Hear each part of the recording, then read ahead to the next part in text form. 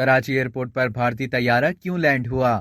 بھارتی air line کی دہلی سے دبئی جانے والی پرواز کی کراچی میں ایمرجنسی لینڈنگ ہوئی، جس میں 138 مسافر سوار تھے۔ پرواز SG-11 میں پاکستان کی فضائی حدود میں فنی خرابی پیدا ہوئی۔ بھارتی طیارے کے پائلٹ کے رابطہ کرنے پر انسانی ہمدردی کی بنیاد پر طیارے کو لینڈنگ کی اجازت دی گئی۔ ایویشن ذرائع کے مطابق PIA انجینئرز نے طیارے کے خراب انجن لائٹ انڈیکیٹر کا معائنہ کیا اور اگلی پرواز کے لیے کلیئر قرار نہیں دیا۔ ترجمان کے مطابق جہاز میں موجود مسافروں کو کھانے پینے کی اشیاء پہنچا دی گئیں۔ بھارتی مسافر طیارہ انجن خرابی کے باعث صبح 9:17 پر ایئرپورٹ پر اترا تھا، جس کے بعد بھارتی طیارے کو لینے متبادل فلائٹ کراچی پہنچ گئی۔